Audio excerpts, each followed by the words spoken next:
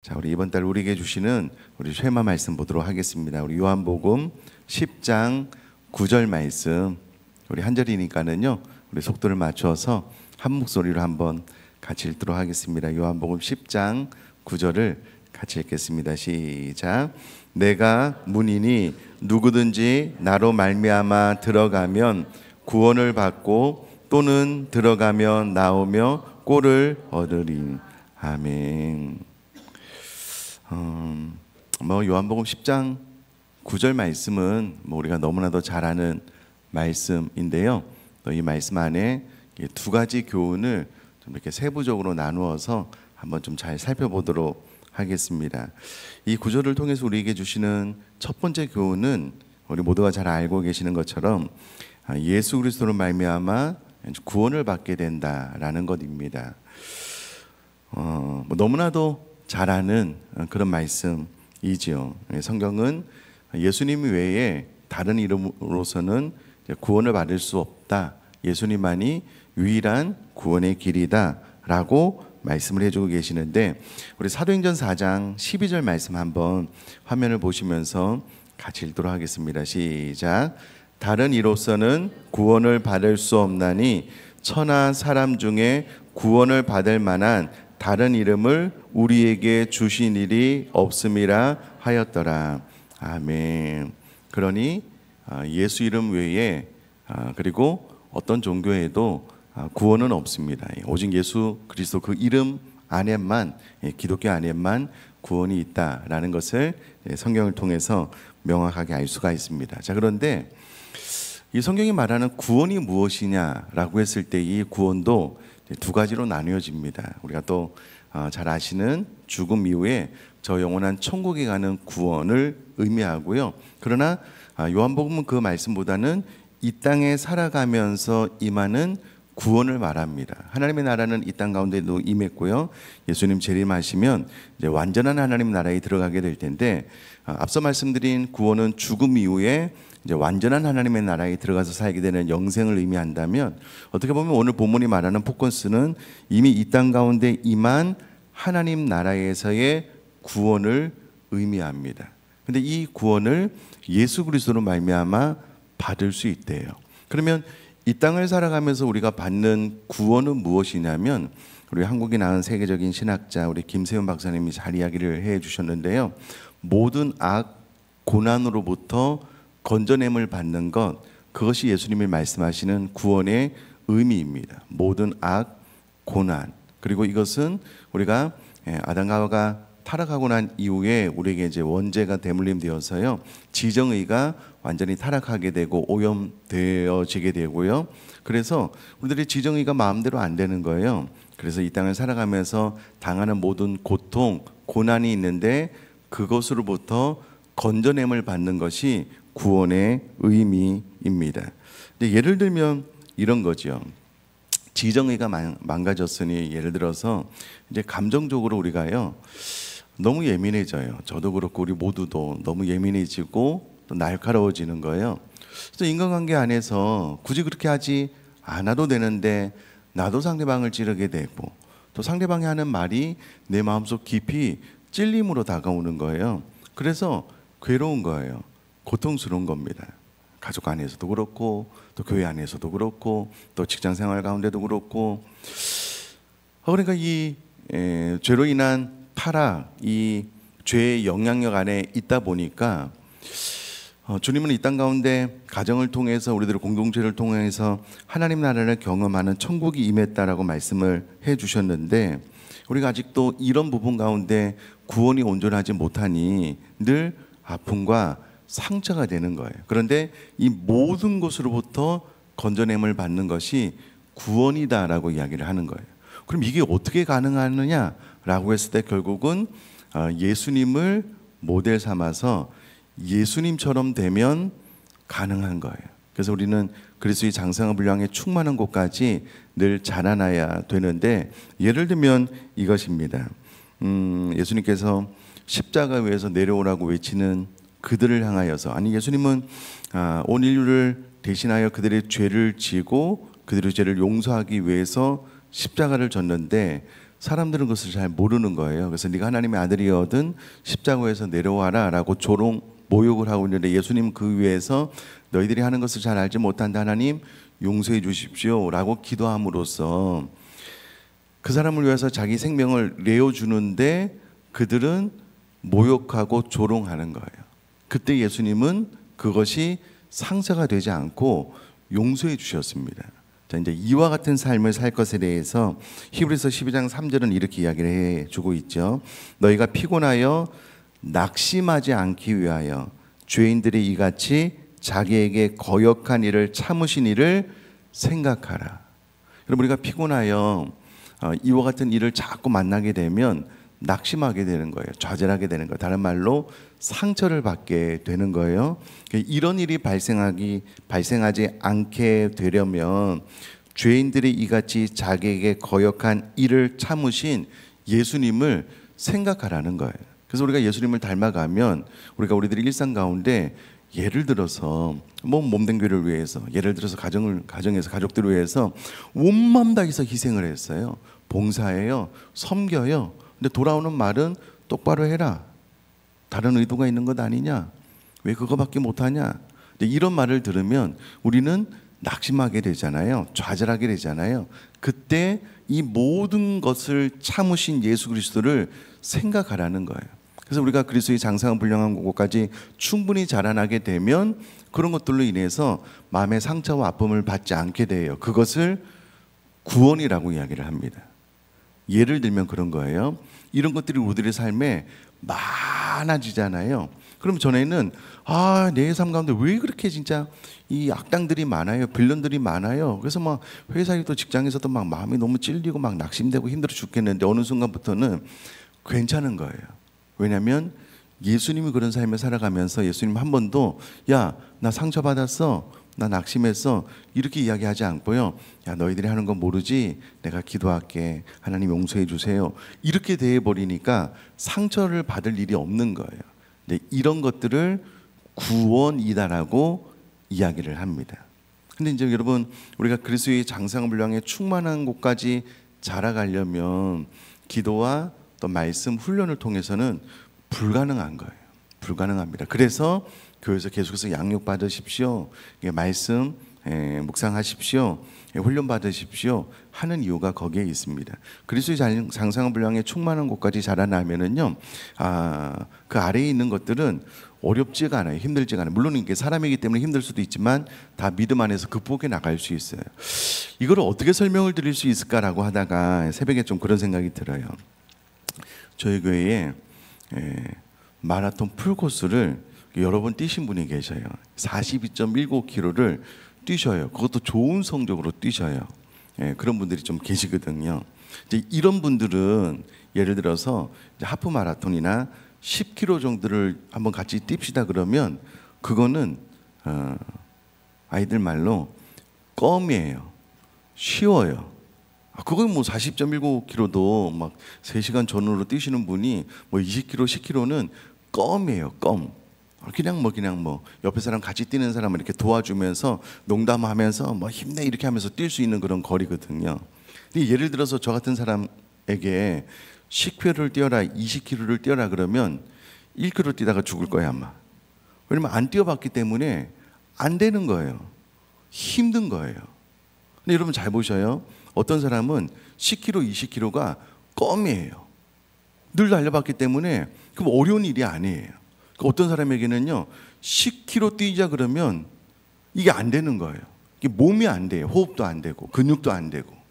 근데 어떤 사람은 40.19km를 뛰어봤더니 20km는 껌인 거예요. 이런 사람을 적어도 마라톤에 있어서는 10km, 20km는 성경적인 제가 하는 말 표현을 빌려서 하자면 구원받은 거예요. 10km, 20km 뛰는 거 아무것도 아닌 거예요. 힘들지가 않아요. 지치지가 않아요. 즐거워요. 뛰면서 농담도 하고요. 아무렇지도 않아요. 이런 거예요. 신앙생활, 일상생활에서 10km, 20km를 뛰기가 대부분 너무 벅차요. 너무 힘들어요. 근데 여러분 신앙생활 하다가 말씀이 내 안에 들어와서 성령에 사로잡혀서 성령님이 내 안에 은혜를 주시고 주일 오후에 나눴던 말씀처럼 그렇게 되기를 원해서 늘 기도하고 그렇게 다른 박질 치면은요 10km, 20km 뛰는 것이 어느 날 껌처럼 바뀌어요. 신앙생활 하면서. 이게 구원입니다.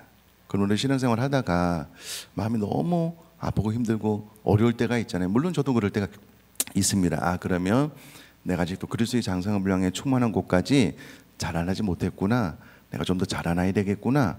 그러면 일상에서 내가 받는 모든 아픔으로부터 건져냄을 받을 수 있겠구나. 그래서 매일의 삶 가운데 이 구원이 더 넓어지고 확장되어지는 것, 그것이 오늘 본문이 말하는 구원의 보다 더 깊은 의미다 라는 것을 기억을 하고요. 이번 한 달 동안 평생을 살아가는 동안 그리스도의 장성한 분량에 충만한 곳까지 자라나서 일상의 모든 악과 고통, 아픔, 낙심, 좌절로부터 구원받을 수 있게 되기를 주님의 이름으로 축복합니다. 자, 이제 두 번째 교훈은요, 예수님으로 말미암아 꼴을 얻게 된다라는 것입니다. 예수님으로 말미암아 꼴을 얻게 된다. 이 구절 안에 다 나와 있는 내용입니다. 그런데 여러분, 꼴로 번역된 이 노매라는 단어는요, 목초뿐만 아니라 목장이라는 의미로도 번역이 가능하고 그렇게 쓰여지고 있고요. 대개 권위 있는 역본들에서는 그렇게 번역을 하고 있습니다. 그러니까 꼴은 예를 들어서 이제 일용할 양식, 그러니까 음식에 대한 이미지가 강하다면, 여러분 목장은, 푸른 초장은 그거보다 개념이 훨씬 더 넓어요. 그러니까 한 끼 식사 정도가 아니고 양들이 보기에 1년치 식사가 쫙 펼쳐져 있는 그 목장, 목초지를 생각을 해도 틀리지 않은 말씀입니다. 자, 그런데 선한 목자 되신 예수님께 나오는 자는 예수님께 들어가면 나오는 자, 쉽게 말해서 예수님과 늘 친밀한 교제를 나누는 삶을 의미하고요. 그러면 부족함이 없는 꼴, 풍성한 영적인 양식을 얻는다라는 말씀이고요. 자, 우리 시편 23편 1절 2절 말씀 한번 다 같이 화면 보면서 읽겠습니다. 시작. 여호와는 나의 목자시니 내게 부족함이 없으리로다. 그가 나를 푸른 풀밭에 누이시며 쉴 만한 물가로 인도하시는도다. 아멘. 근데 여기서 원어로 보면 미래 시제가 사용되어져서요, 우리 믿는 사람들이 예수 안에서 누리게 되는 풍성한 삶이 단회적인 삶이 아니다. 계속 반복적으로. 그리고 계속해서 우리가 이 풍성한 삶을 누릴 수 있다라는 의미로 이 성경이 사용되어지고 있습니다. 자, 그렇다면 중요한 질문은 이것이죠. 지금 나는 신앙생활을 통해서 충분한 꼴을 공급받고 있는가? 나는 늘 푸른 초장과 쉴 만한 물가로 인도함을 받고 있는가? 그래서 나도 이 시편 기자처럼 여호와가 나의 목자가 되셔서 나는 부족함이 없습니다 라고 고백하는 신앙생활을 하고 있는가? 이것이 중요한 질문이겠지요. 어떤 분들은 정말 주님과 친밀한 교제를 통해서 이와 같은 꼴을 공급받으면서 신앙생활 하시는 분들이 많으셔요. 참 감사합니다. 어떤 분들은 신앙생활 하긴 하는데요, 늘 영적으로 먹지 못해서 그 영혼이 빼짝 말라 있는 거예요. 어떤 분들은 쉬지 못해서 늘 그 영혼이 지쳐 있는 거예요. 신앙생활을 하기는 하는데 늘 내 영혼이 만족스럽지가 않아요. 늘 내 영혼은 공고하고 지쳐 있는 거예요. 앞서 말씀드렸다시피 늘 신앙생활을 하긴 하는데 이 낙심, 좌절, 상처가 너무 많아요. 그러니까 매일의 삶 가운데 구원을 받지 못하니까 힘들어요. 혹시 그렇지는 않은가? 내 영혼이 쉼과 안식을 잘 누리지 못해요. 여러분, 어떤 분들을 보면은요, 그 영혼이, 내면이 고요하신 분이 계셔요. 삶은 막 되게 막 요동치는데요, 이렇게 만나서 이야기를 해보면 그 내면이 고요하신 분이 계셔요. 그런 분들은 삶 가운데 주님께서 주시는 쉼과 안식이 있는 분들이셔요. 삶은 늘 요동치거든요. 몸도 아프기도 하고 경제적으로 어렵기도 하고 자녀들 문제 일으키기도 하고, 그럼에도 불구하고 그 내면이 고요해요. 쉼이 있어요. 안식이 있어요. 늘 주님과 교제하면서 하나님의 다스림과 통치를 온전히 신뢰하게 되면 그렇게 되거든요. 자, 그러면 혹시라도 그렇지 않다면 왜 나는 쉼과 안식이 없을까? 왜 늘 나는 푸른 초장과 쉴만한 물가로 잘 인도함을 받지 못할까? 생각을 해봐야 되잖아요. 그 원인을 발견을 해 봐야 되잖아요. 저도 이제 생각을 해봤어요. 하나님 앞에 기도하면서, 하나님, 저희가 설교해야 되는데 우리 성도님 어떻게 도움이 될까요? 이게 이제 기도하면서 생각을 하면 여러 가지 생각을 주시면 저는 막 기도하다가 막 생명사람 뒤에 막 적거든요. 일단은 우리나라는 말씀이 물량적으로 부족한 나라는 아니에요. 우리 교회도 주 5일 큐티 말씀 교육자들이 녹음해서 우리 성도님들에게 다 이제 전달해 드리고 있잖아요. 듣기만 들으면 돼요. 여러분, 우리나라처럼 수요일날 금요일날 성경 공부 금요 성경 기도 하는 나라가 흔하지 않고요. 외국 같은 경우에는 주일날 한 번 예배하는 경우가 많아요. 주일 오전 오후 말씀. 그러니까 또 뭐 기독교 방송도 있잖아요. 기독교 라디오도 있고요. 늘 우리 성도님들 출퇴근하면서 기독교 방송 듣는다는 소식 들을 때마다 참 감사한데요. 물량적으로 부족하지는 않아요. 제 말이 맞죠? 그러니까 말씀 자체가 부족한 나라는 아닙니다. 우리는 늘 생명의 삶을 펴면 하나님의 말씀을 볼 수가 있어요. 그러니 물량적으로 이게 부족해서 내 영혼에 하나님의 풍성한 은혜가 없다, 이렇게는 생각하시면 안 될 것 같아요. 근데 물론 그럴 수는 있어요. 물량적으로는 많은데 생명의 말씀이 부족하면 그럴 수는 있어요.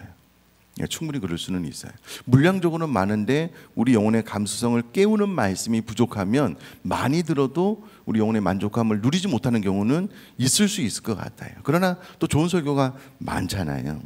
자, 그러면 무엇이 문제냐라고 했을 때에 결국은 주님께로 들어가면 나오며 이 친밀한 교제를 통한 꼴을 누리는 것이 제가 봤을 때는 좀 부족한 것 같아요. 여러분, 늘 주님께 들어가며 나오며 친밀한 교제를 나누면은요, 주님께서 주시는 꼴이 분명해요, 명확해요, 나의 것으로 잘 받아들여지고 수용이 되기가 쉬워요. 그러나 주님과의 관계가 소원해지고요, 주님과의 관계가 멀어지고 주님께 들어가면 나오며 하는 그 친밀한 교제가 부족하면 주님께서 주시는 꼴도 풍성하게 경험되지 못하는 경우가 있다라는 것을 저는 이제 경험을 통해서 알 수가 있습니다. 예를 들어서 여러분, 부부가 가족이 집에서 24시간은 아니지만 한 공간에서 계속 같이 지내잖아요. 근데 결국은 서로를 누리는 것은 친밀함의 정도에 따라 다릅니다. 부부도 또 자녀와의 관계도 친밀한 부부는요, 참 보기 좋아요. 서로를 인해서 이제 만족감이 높은데, 어제 이제 저녁에 금산에 이제 우리 장모님 뵈고 올라와서 잠깐 좀 그래도 좀 시간이 늦어서 운동을 못 가고 좀 걸어야 되겠다라고 이렇게 나왔는데, 저 길 너머에 우리 교회 부부가 이제 딸과 함께 서로 이제 이 사거리에서 각자의 길을 가는데, 그 딸이 제법 커요. 이제 저희가 이제 사거리에서 이쪽에서 이제 손 흔들고 안녕하세요 인사하고 신호등 때문에 못 건너고 있는데, 딸이 아빠를 이렇게 안아주더라고요. 아빠가 딸을 아는 건가? 하여튼 허깅을 하더라고. 그 사거리에서 사람이 많은데. 그리고 이제 잘 가라고 이제 아마 이제 운동하러 가시는 것 같고, 그는 뭐 산책이나 운동이나 또 일을 보시러 가는 것 같은데, 너무 보기가 좋더라고요. 와, 저렇게 큰 딸이 이 사거리에서 사람들이 보는데 아빠를 저렇게 안아? 참 좋다. 이제 어제 그런 생각을 했거든요. 결국은 여러분, 가족 간에도 친밀함이 우리에게 만족감을 주잖아요. 신앙생활도 마찬가지입니다. 결국 우리가 하나님과의 친밀한 관계가 우리들로 하여금 풍성한 쉼과 안식, 꼴을 더 깊이 누리게 하는 것 같아요. 그러니까 여러분, 이번 한 달 동안 내가 주님께 들어가면 나오며가 중요해요. 주님과의 친밀한 교제를 통해서 꼴을 좀 충분히 공급받아서 푸른 초장과 쉴만한 물가에서 좀 우리 영혼이 안식하고 만족함을 누리고 삶의 모든 어려움에서 건져냄 구원을 받는, 단순히 그 사건을 회피한다, 만나지 않는다, 그런 개념이 아니잖아요. 상황은 어렵지만 예수님의 마음이 되면 그것 때문에 아파하지 않고 힘들어하지 않는 그런 구원을 받아 누릴 수 있기를 주님의 이름으로 축복합니다.